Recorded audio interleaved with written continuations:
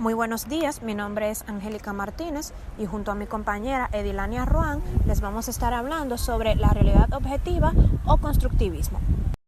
La realidad objetiva se refiere a la existencia de cosas y eventos que son independientes de la percepción individual o subjetiva. Esto significa que la realidad objetiva es independiente de las opiniones, creencias o prejuicios de un individuo en particular. Es la realidad tal como es, sin estar influenciada por la percepción subjetiva de un individuo.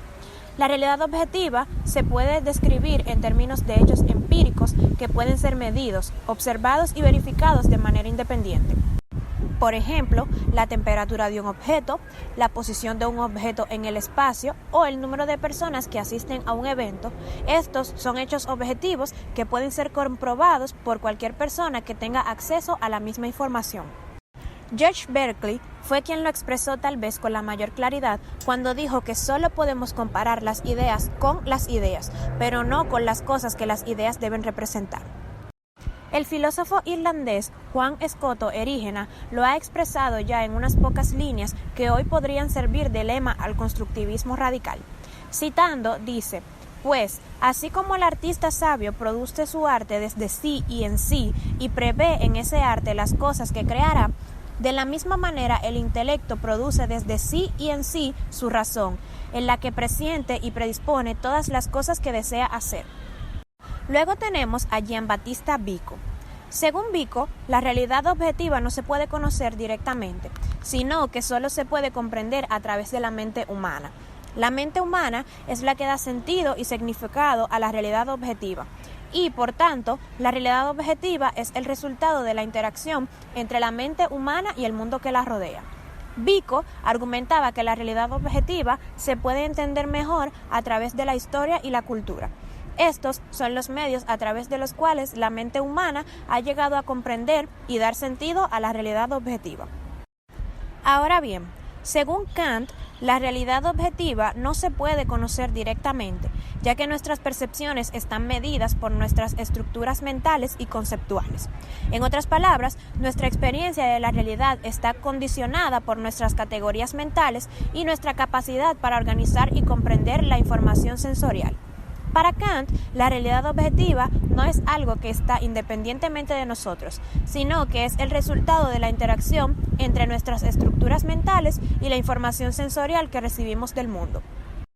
La ciencia y la tecnología se basan en la realidad objetiva, ya que tratan de descubrir y explicar la realidad objetiva a través de métodos rigurosos y verificables. Por ejemplo, la física se basa en la realidad objetiva para estudiar los fenómenos naturales del universo. La biología estudia los organismos vivos y su interacción con el entorno a través de una comprensión objetiva de sus características y comportamientos. Sin embargo, es importante tener en cuenta que la interpretación de los hechos puede ser influenciada por la percepción subjetiva. Es decir, las personas pueden interpretar los hechos de manera diferente en función de sus propias creencias, prejuicios y experiencias. Es por eso que se dice que la objetividad absoluta es imposible de lograr, ya que siempre habrá algún grado de subjetividad en la interpretación de los hechos objetivos. Además, es importante reconocer que la realidad objetiva no es necesariamente todo lo que existe. Hay aspectos de la realidad que pueden ser subjetivos y difíciles de medir o verificar de manera objetiva. Por ejemplo, la belleza de una obra de arte es algo subjetivo y puede variar según la opinión de cada persona. Bien, mi nombre es Edilania y en relación con lo que ha dicho mi compañera Angélica, les estaré hablando sobre algunas ideas que influenciaron la teoría del conocimiento y algunos pensadores que postularon e influenciaron dicho idealismo.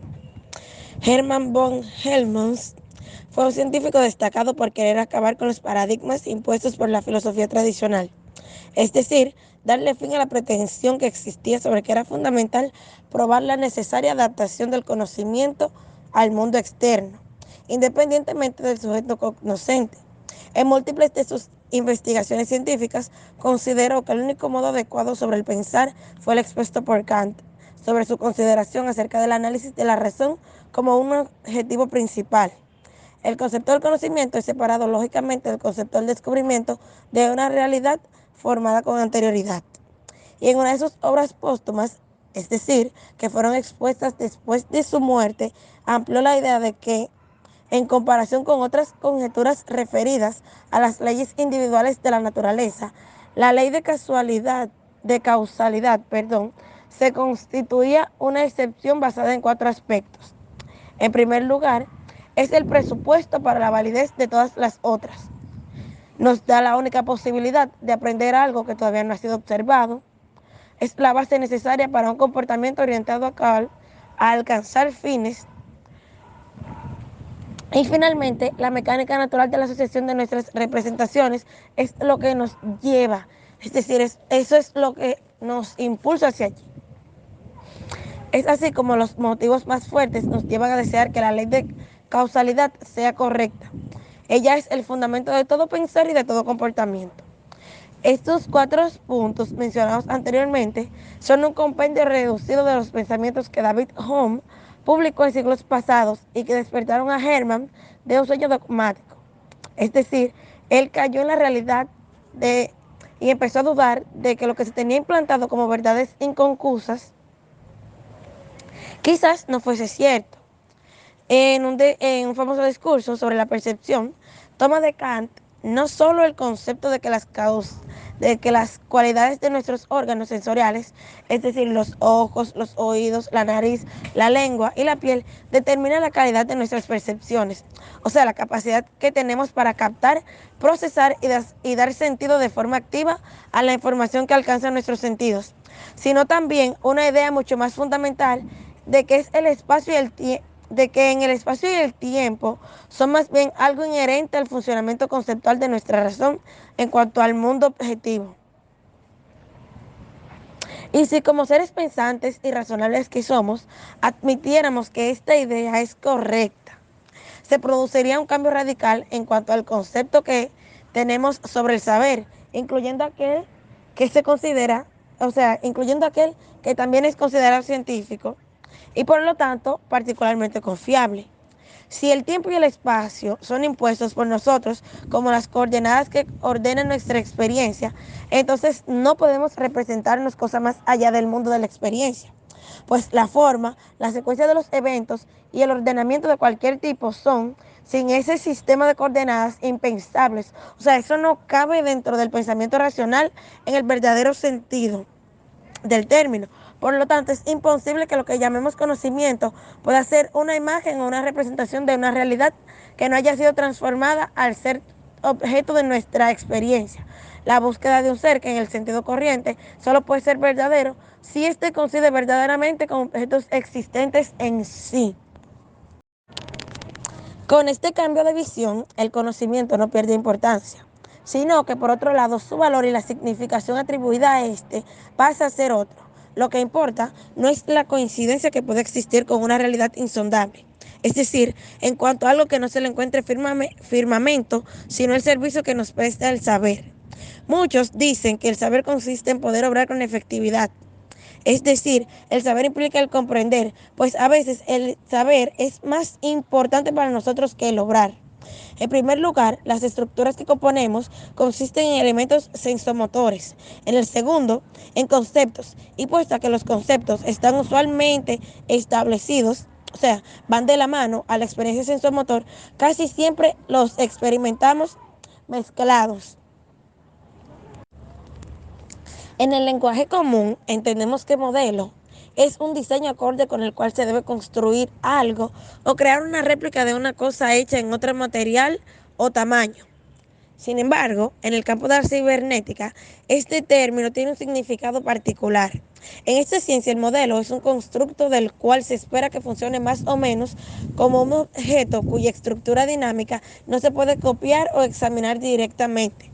Y podremos argumentar diciendo que es este el sentido al que nos referimos cuando decimos que el conocimiento consiste en modelos conceptuales que nos permitan orientarnos en el mundo de la experiencia, prever situaciones y a veces incluso determinar experiencias. De esta idea expuesta, podemos llegar a la drástica conclusión de que la función del conocimiento no es la de reflejar una idea objetiva, sino más bien la de capacitarnos para obrar de manera efectiva y alcanzar los objetivos en el mundo de nuestra experiencia. De allí surge el postulado del constructivismo radical, de que el conocimiento debe adecuarse a la realidad, pero no coincidir con ella. Es decir, que el conocimiento no se recibe pasivamente a través de los sentidos, sino que este es construido de manera activa por el sujeto y que la función de la cognición es la organización del mundo experiencial en lugar del descubrimiento de una realidad independiente. En cuanto al desarrollo reciente se refiere, para la ciencia y la filosofía de la ciencia, la conceptualización constructivista sobre el conocimiento implica una drástica reorientación que nunca hubiera sido tomada en consideración si en la ciencia misma no hubiesen abierto perspectivas y producido hechos que dejaron de ser compatibles con la teoría convencional del conocimiento. Y esto podemos asociarlo a semanas anteriores, donde estuvimos viendo la manera en la que se pensaba que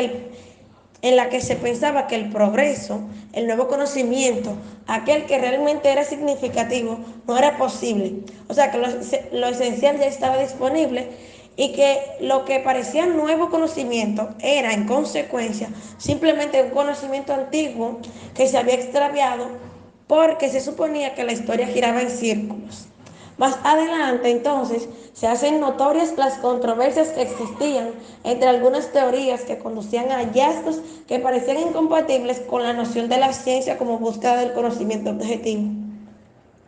Y en base a esto, Gotthard Gunther argumenta en 1958 que la filosofía moderna, hasta ese punto de la historia, no había hecho nada para reconocer las tremendas consecuencias que estaba atravesando la situación científica actual. Heinz von Forster formuló el principio de la codificación indiferenciada aplicable a todos los modos de percepción, donde expone una confirmación aún más exhaustiva de la autoorganización de la percepción, es decir, de que el sujeto pensante construye activamente lo que percibe, es decir, lo que obtiene por medio de sus sentidos. Su argumento era que la reacción de una célula nerviosa no informa sobre la naturaleza física de las cosas que han provocado la reacción. Solo se informa cuánto en este lugar de mi cuerpo, pero no qué. En palabras llanas, su argumento planteaba la idea de que la acción que se genera a consecuencia de un estímulo, o bien la respuesta de una acción concreta, no comunica sobre el mundo natural, el mundo de lo material, que ha provocado dicha reacción, sino que por su parte nos notifica la cantidad, no lo que es. Sí es cierto que las señales de nuestro aparato perceptivo, es decir, el proceso a través del cual captamos estímulos de nuestro entorno para que puedan ser procesados, ni siquiera diferencian lo visto del oído o de lo que tocamos.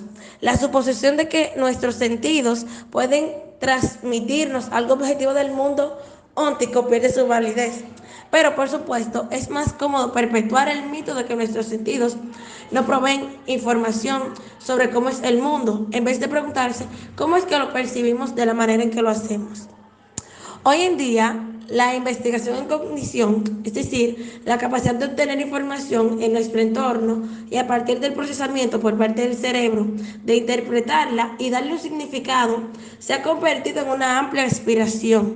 Sin embargo, en su mayor parte, procede a partir de un modelo de la percepción que desde hace tiempo se ha revelado como insostenible. O sea, que en base a lo racional no puede sostenerse, no tiene base alguna. Por otro lado, recientemente se ha hecho notorio la percepción de un cambio de actitud, paradojas que fueron en su momento ciertas y que eran establecidas como principios innegables, se han encontrado dudables en cuanto a la búsqueda del objetivo, en cuanto a la naturaleza del ser, la existencia y la realidad, y suponen que el verdadero objetivo de la ciencia no consiste en develar el universo, es decir, en descubrirlo, sino más bien en la invención de modelos que nos permitan hacer frente a los problemas que presenta nuestra existencia. A manera de síntesis, podemos decir que el concepto de conocimiento está cambiando en la actualidad y que la filosofía tradicional siempre ha estado buscando verdades atemporales, es decir, aquello que va más allá del tiempo presente, independientemente del sujeto pensante, aquel opuesto al sujeto ignorante, que a su vez se obtiene del deseo de conocer, saber y asimilar nueva información. La persona consciente está dotada de cognición, o sea, de la capacidad de adquirir y procesar el conocimiento. Y con la difusión Con la difusión de la visión kantiana de que lo que captamos racionalmente es siempre lo que la razón humana construye de acuerdo con sus propias reglas, ha aumentado el interés acerca de cómo tiene lugar esta construcción. Esta ha sido nuestra exposición. Nosotros fuimos Edilania Ruan Reyes y Angélica Martínez.